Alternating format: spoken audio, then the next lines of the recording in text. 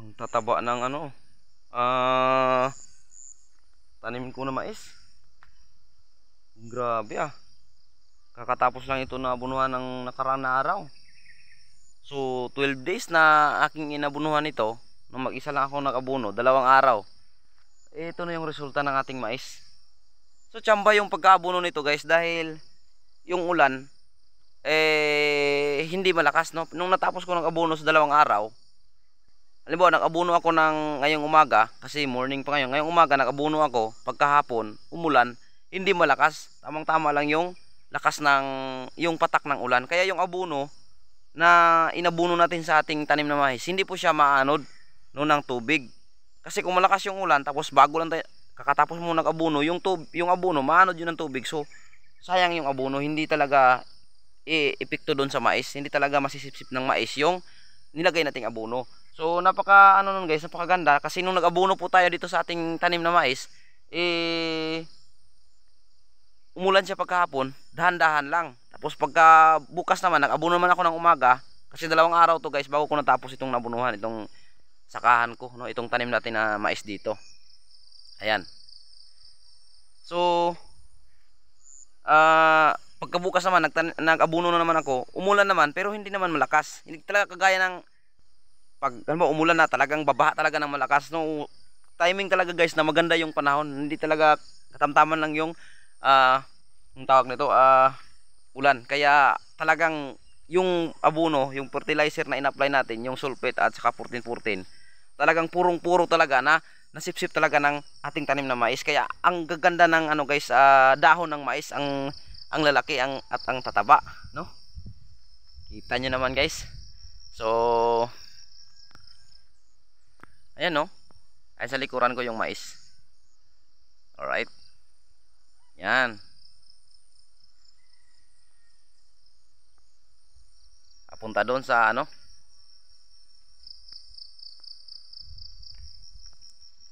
Ayan, oh.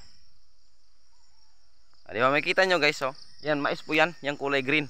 Yung kulay brown, damo po yan na na-sprayhan. So, pero ito kailangan na itong isprayan guys kasi mayroon ng mga damo na nabubuhay. Ayan, yung kulay green.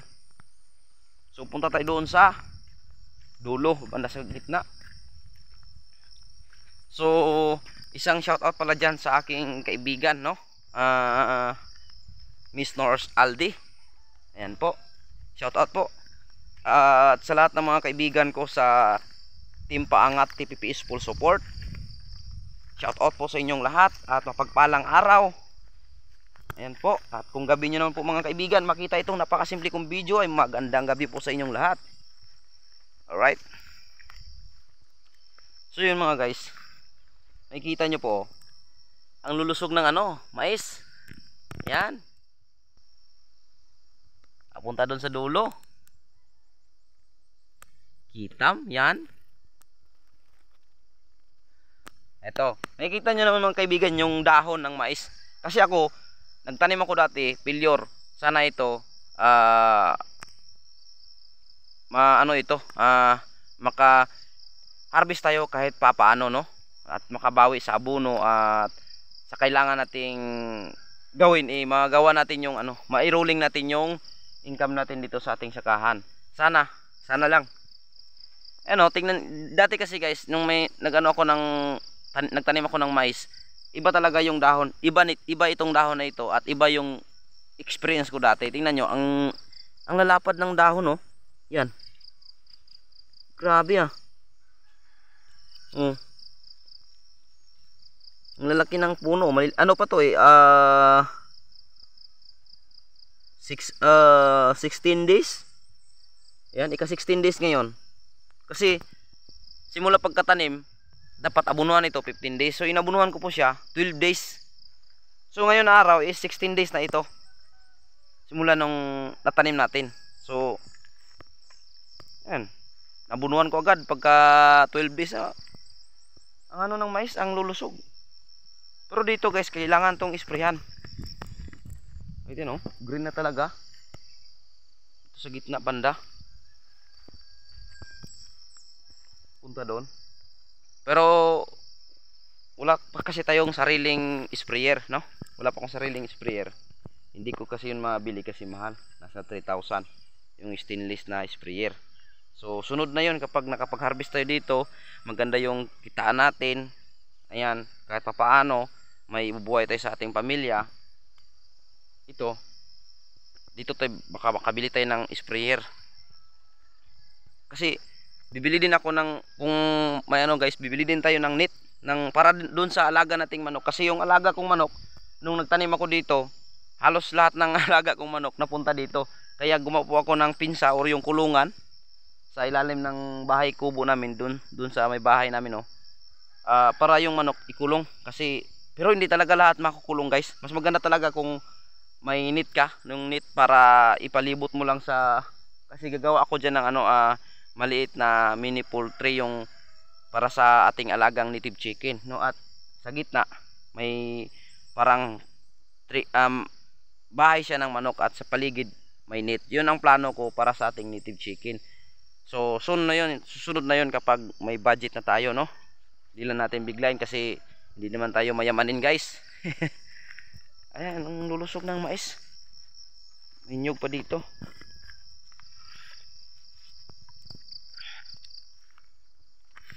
Grabe ah.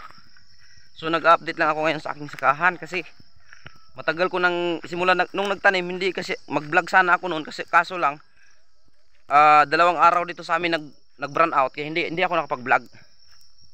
Kaya nung nagtanim, kaya nung nag-abuno din ako, hindi sa aking tanim na mais, dito hindi ko rin na-vlog kasi yun nga, may kuryente naman pero nawala naman yung signal. Ang bihira, walang koneksyon. Ang hirap talaga dito sa bukid guys, dito sa bundok. Ano, ganda ng tubo ng mais. Yan guys. Oh. So hindi pa ito naararo guys, no? Hindi ito naararo. So sa susunod na magpatanim tayo dito, kasi 500 yung arawan dito sa pag-araro, mga 3 days or 4 days ito. Kasi wala tayong kalabaw. May kalabaw po dito sa amin na nag-aararo po siya sa sakahan. Para maganda yung ano, linya. Para talaga sulit talagang itong area, hindi masayang, no, kasi nga nakaararo siya. Mas maganda kasi kapag yung sakahan mo ay nakaararo, dahil yung mais talagang linya talaga ba, hindi talaga ano, yung tawag dito, maganda yung pagka-plaster or arrange. Hindi yung kagaya nito kasi, hindi kasi ito naararo. Ayan, nung unang nagsaka dito, kasi hindi pa ako yung unang nagsaka dito, yung tresyador na unang tresyador ng auntie ko sa kanyang kanyugan, yun ang nagsaka dito. Naararo na ito pero malaki yung ano, pagkabitak-bitak ng lupa sa yung pagkaararo, hindi talaga maganda. So ang pagpatanim ko dito, hindi ko sinunod yung pagkaararo, kaya yung ano, tingnan nyo, parang ano, ano siya guys, hindi siya straight. Pero maganda naman yung tubo ng mais. Grabe. So thanks God, dahil actually mga guys, ito kaya hindi ako nakapag-vlog ng mga ilang araw, dahil dito tayo na busy. Nag-focus ako dito. So sabi ko sa sarili ko, kay Mrs., sabi ko mga susunod na lang na next week, yan, mag-update na tayo, magba-vlog na ako, makapag-focus na tayo. Sabi ko sa kanya, makapag-focus na ako dahil ito yung ano dito ako nag-focus, no. So ngayon 16 days na yung tanim natin na mais. Kaso lang yung meron kasi tayong mga ano guys, meron din akong kapitbahay dito na may mga alagang manok. So hindi nila kinukulong yung manok nila, kaso hindi rin, pinagsabihan ko na pero ayaw talaga. So hindi ko naman din mapilit, no, kasi nga normal lang yan.